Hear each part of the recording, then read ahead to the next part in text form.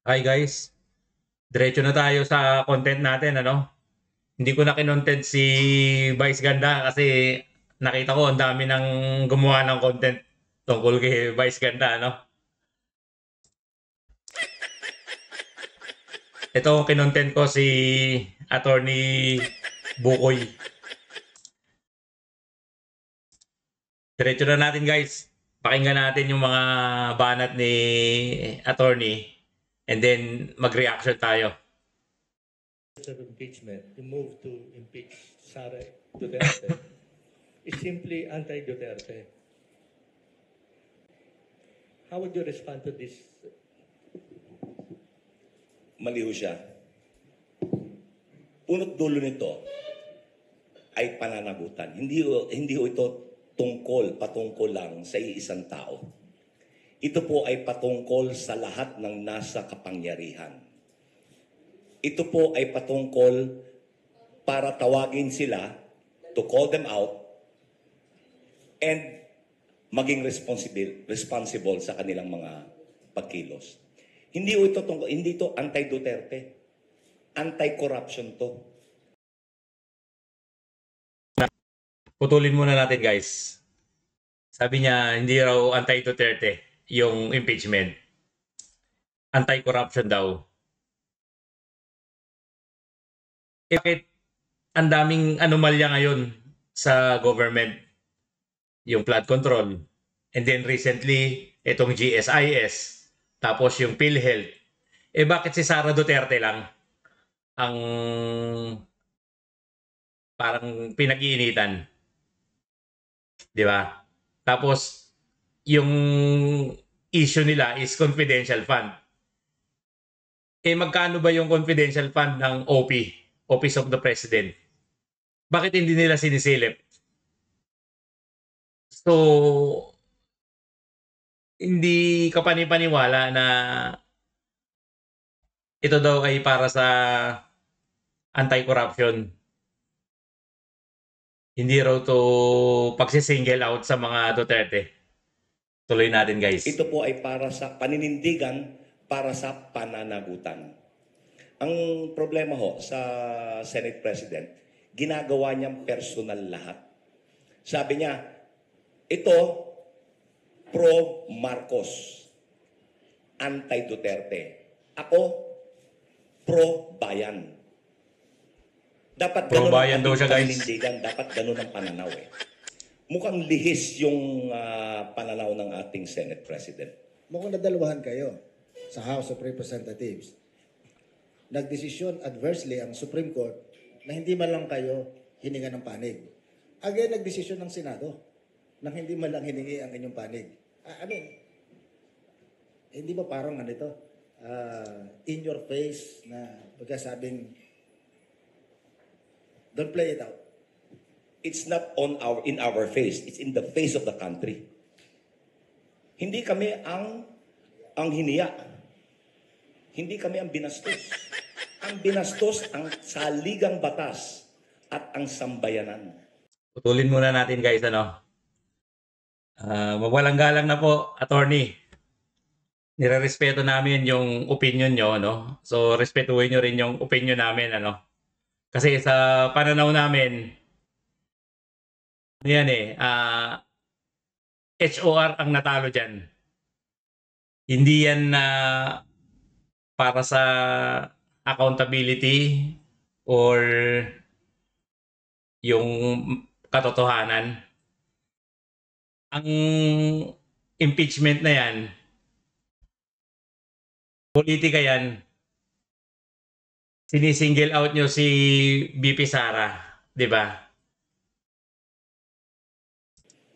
Hindi ho namin binibilang ito na talo kami. Ang natalo dito ang bayan. Hindi po sir, kayo po natalo dyan, HOR. Hindi po ang bayan. Ang natalo dito ang katotohanan. Yan ho ang dahilan kung bakit kami ay hindi bumibitaw sa aming paninindigan. Hindi po natalo ang katotohanan, sir. Ang natalo po kasi nungalingan. Ito po opinion namin, sir. Nirerespeto namin yung opinion nyo, pero kailangan din namin ihayag yung opinion namin. So, ang natalo dyan, yung kasinungalingan. Kaya kami nagsumite ng motion for reconsideration upang tawagin ang pansin ng kataas-taasang hukuman na punuan ang kakulangan, na iwasto ang pagkakamali. Yung motion for reconsideration ay hindi ho para pagpuna. Hindi ho ito para itakwil. Ito po ay para tawagin ang kanilang pansin upang magsumamo na bisitahin yung muli yung inyong desisyon na sa palagay namin at inilahad namin sa motion for reconsideration ay mali mula letrang A hanggang letrang Z. Mali. Hindi batay sa katotohanan, kontra sa ebidensya, kontra sa batas, at lalong higit, kontra sa saligang batas. So, mali daw yung ruling ng Supreme Court from A to Z. Kontra daw sa Constitution, no? Karapatan naman nila na mag-MR, no? Sabi nga ano yan yung last chance nila na umapila. Tuloy natin, guys. Senado, archiving at saka yung outright dismissal. Sa inyo po bang tingin, as a lawyer that you are, maliban sa pagiging tagapagsalita ng House of Representatives sa usapin ng impeachment, yun po ba may pagkakaiba?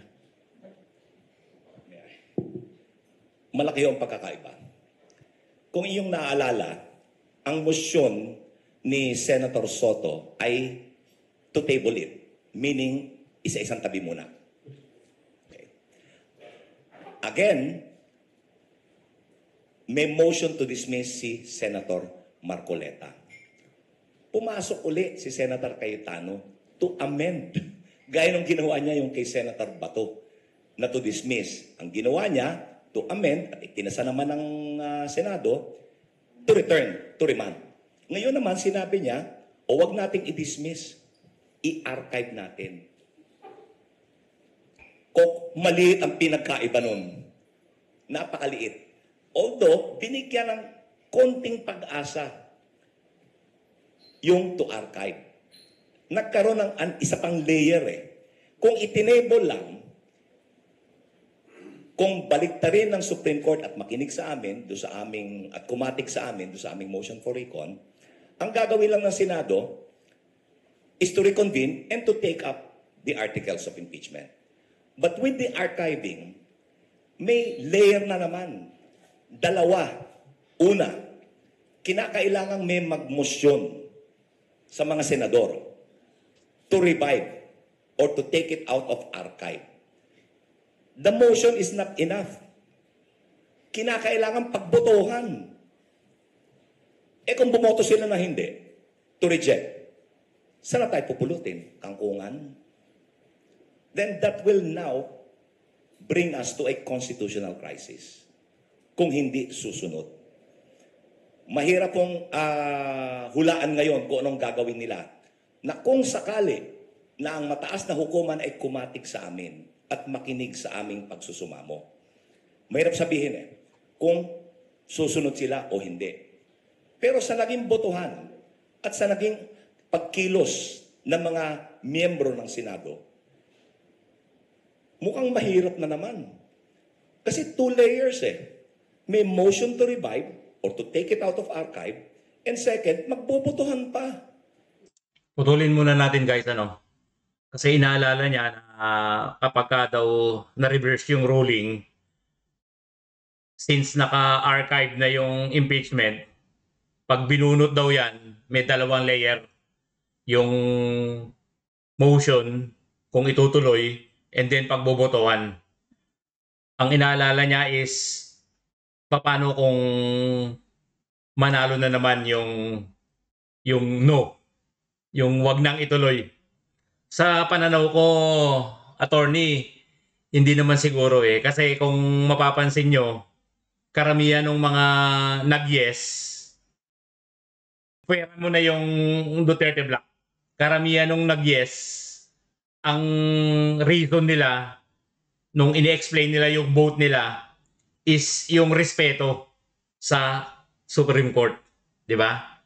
Si Sen Lapid, Sen Subiri, Sen Legarda, Sen Gatchalian. Sino pa ba?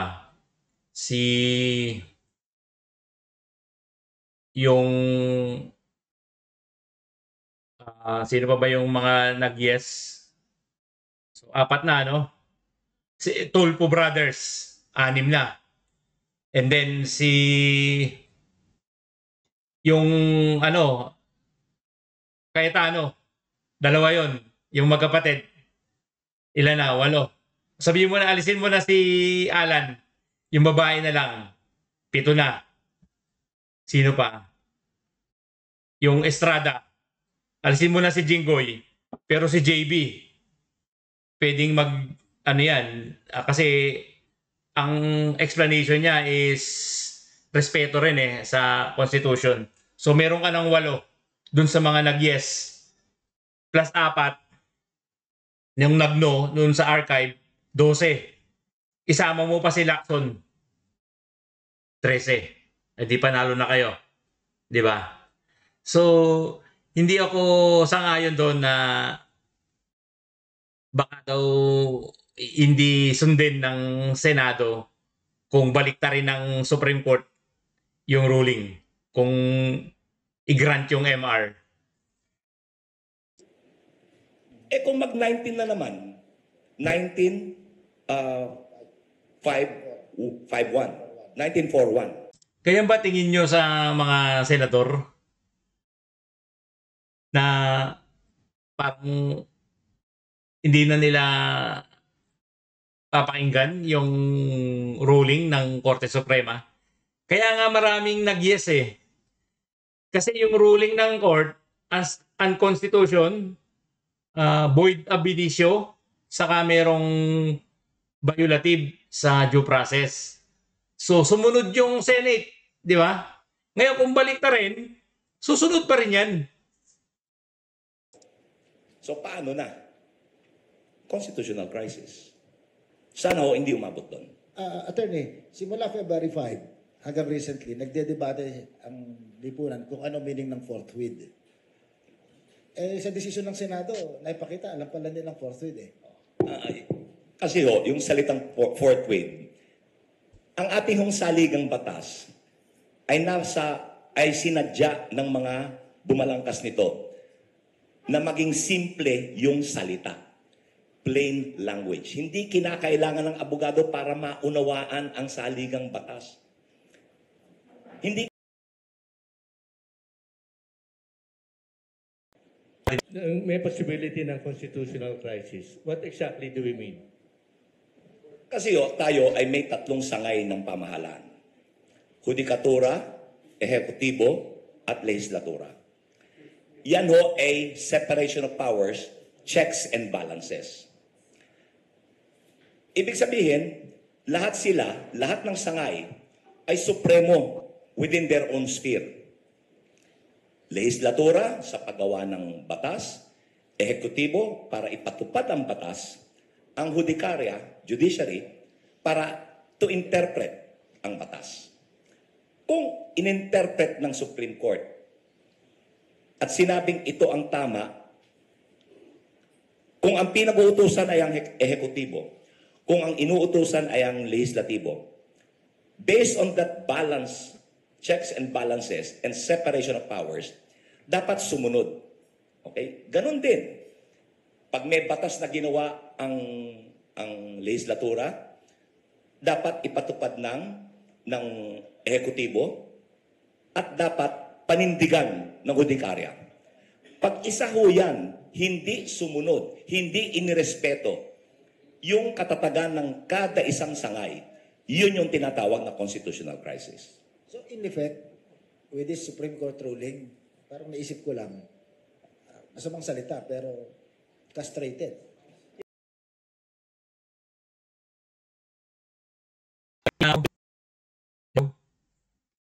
Sabi niya, kapag ka daw hindi sinunod nung isang branch yung hindi pagkakaunawaan, ano, yung conflict or yung issues, pagka daw mayroong hindi sinunod, magkakaroon ng constitutional crisis. Sa tingin ba nila ngayon, ano bang ginagawa nila, di ba? Nag-ruling na yung court eh. So, nag-MR sila. Although, karapatan nila yon.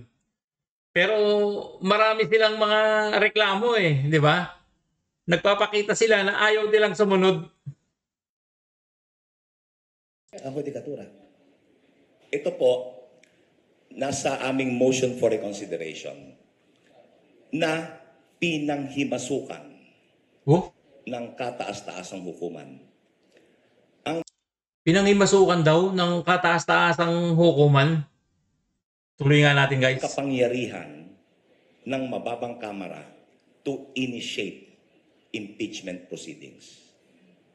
The House is supreme when it comes to initiation of impeachment proceedings. In-explain na to ni Senator Marcoleta eh, no? Absent ata to si Atty. Bukoy eh. Sir, hindi naman po kayo binawalan ng Korte Suprema para mag-initiate ng impeachment. Sinabi nga ni Sen Marcoleta eh, sige, mag-initiate kayo ng impeachment. Pero, sumunod kayo sa procedure. Hindi pinangihimasukan na or hindi kayo pinagbabawalan na huwag kayong mag-impeachment. Pero sumunod kayo sa proseso. Including promulgation of its own rules.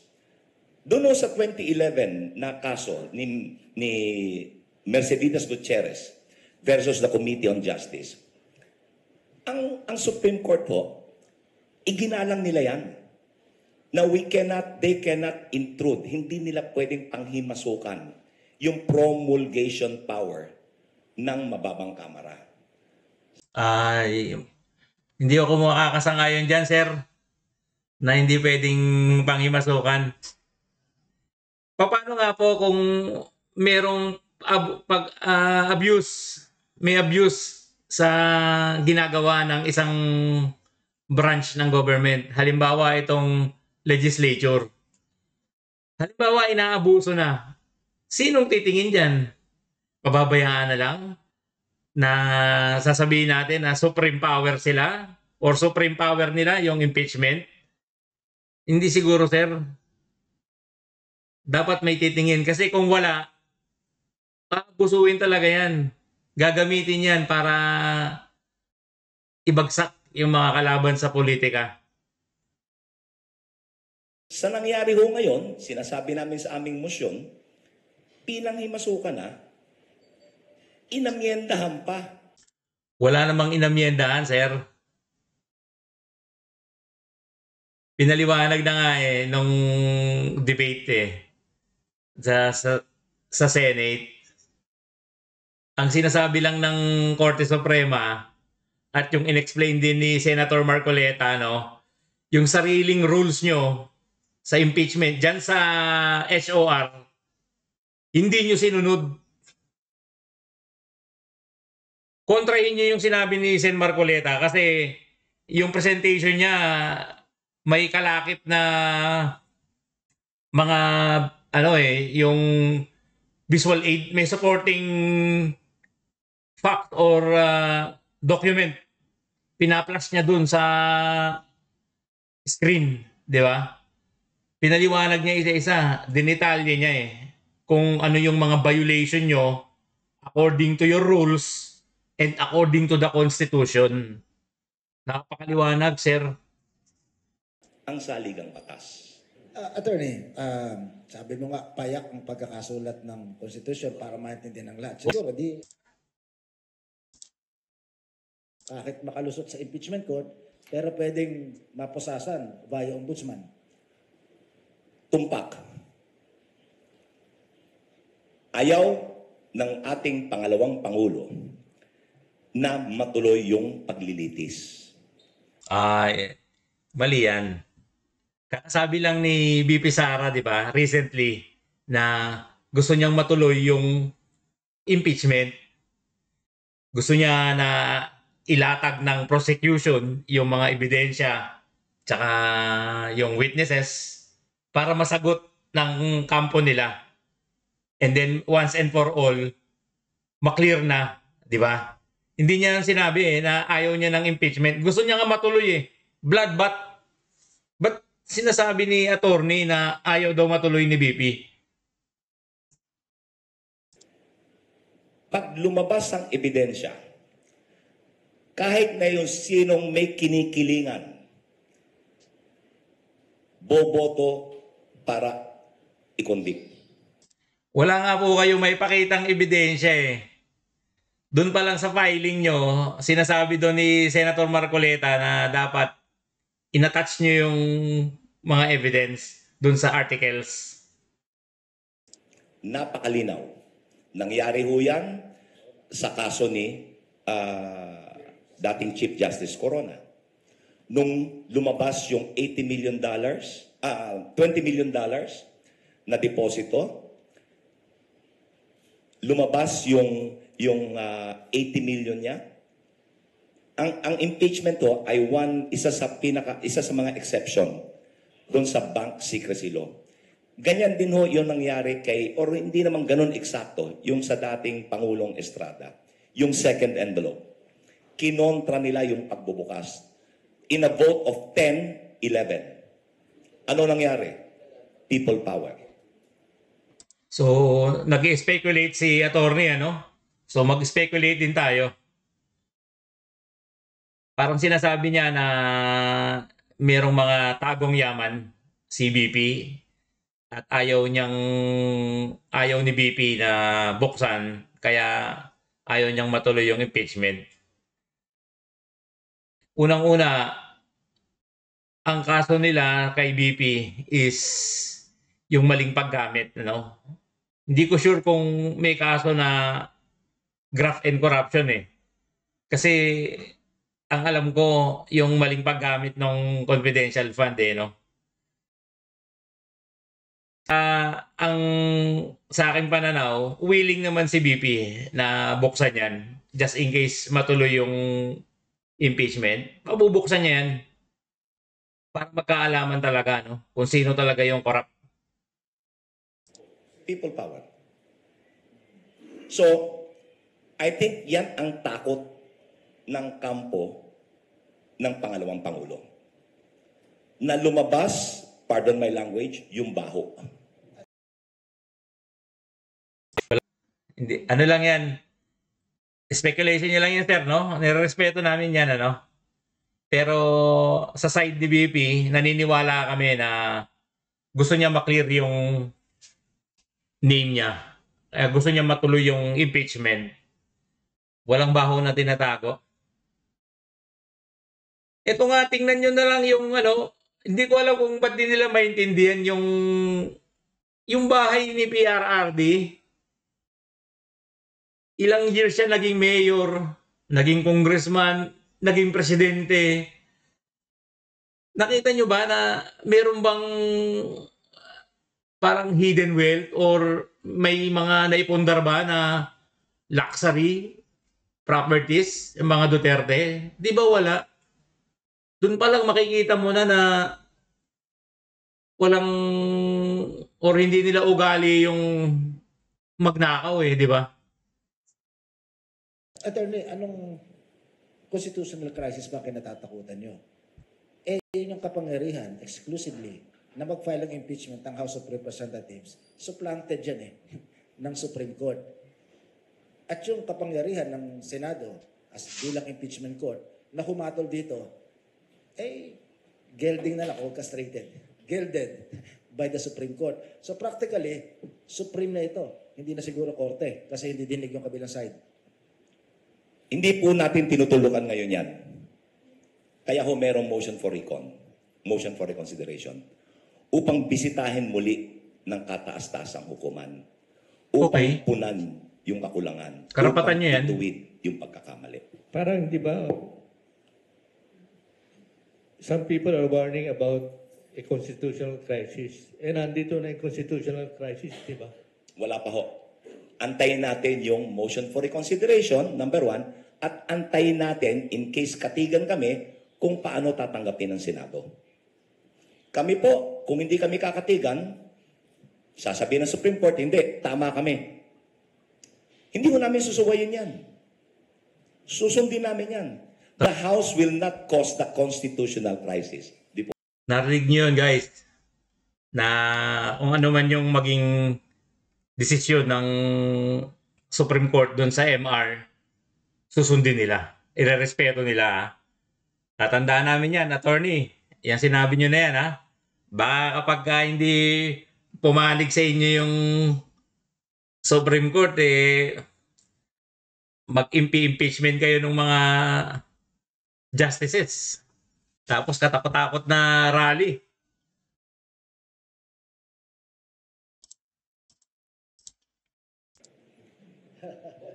Oh, see? The Constitution, the reason, the catalyst for the constitutional crisis will never be caused by the House. Attorney, Kayo nga nag-uumpisa eh.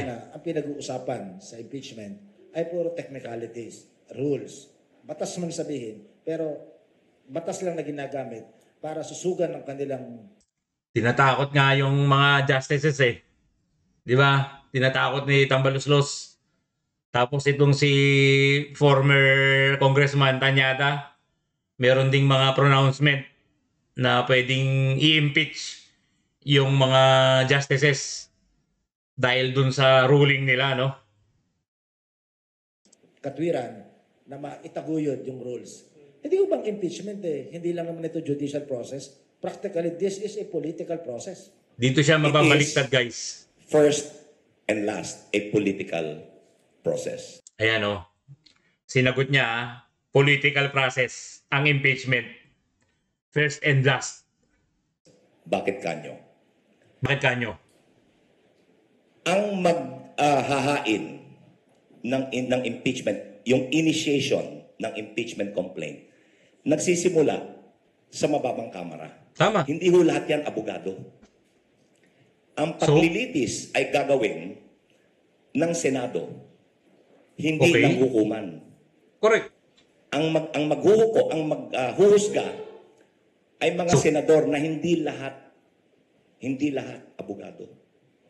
Political dahil iba ho ang motibasyon nito. Hindi upang parusahan, hindi para ikulong, hindi para bawian ng buhay o pag-aari ang Ano ang motivasyon?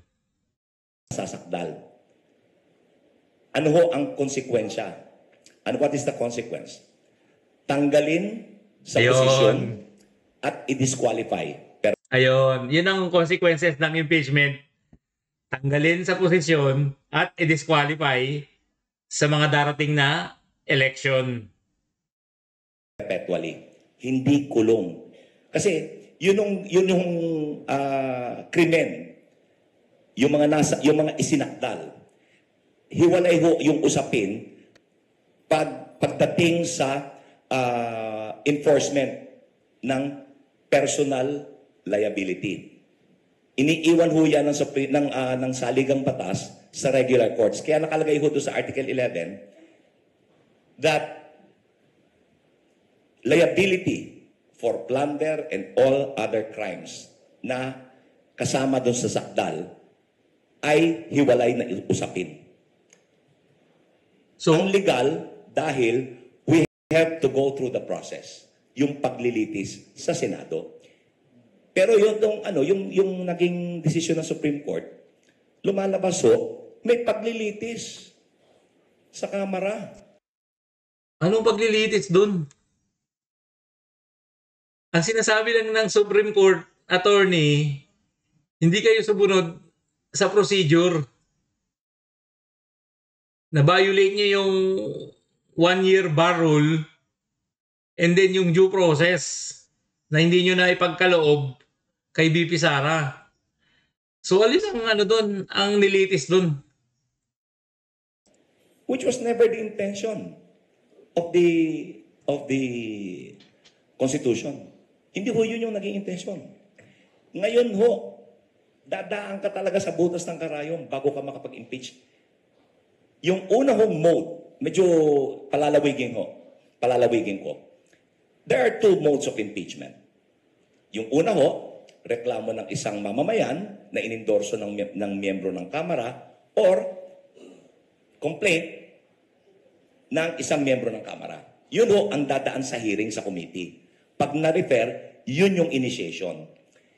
Yung second mode, one step lang, self-executory. Pagka meron kang at least 1/3, yun ang articles of impeachment. Yun ang ipapadala sa Senado. Tapos, magbibista na, maglilitis na, forthwith. Ngayon ho, yung pangalawang mode na dapat ay shortcut dahil 1/3 na eh. Okay? Ito, ang kailangan mo, 102 lang kasi 306 members ang ang Kamara. Ito, 215. Lampas, labis dun sa threshold na 1/3. Ngayon, mas mahirap po. Kaya kami nag-motion for reconsideration under the existing ruling of the Supreme Court. Kung hindi ho ito mare-reconsider, practically wala ka nang mai-impeach. Meron. Yung one step na second mode, mas mahirap pa ngayon kaysa sa first step. Hilaw lang kasi yung first mode. impeachment nyo eh. Yung sinasabi niya guys na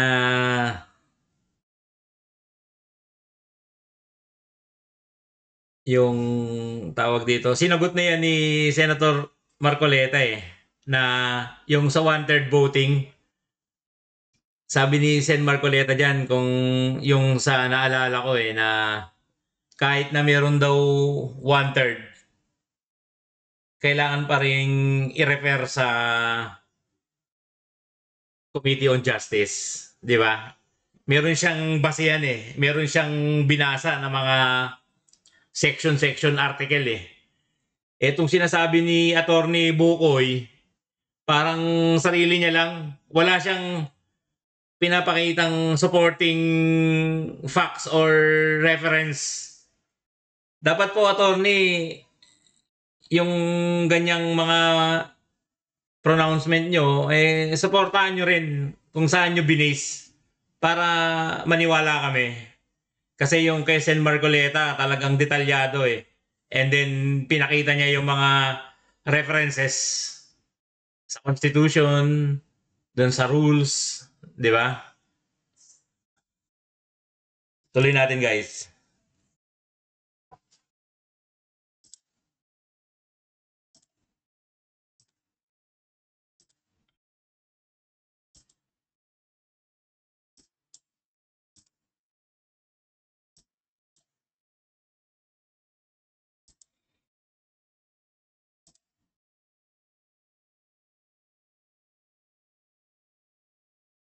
Wala na pala. Hanggang dito na lang guys.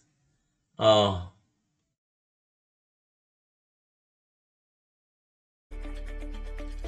Okay guys. Yun yung reaction natin ano.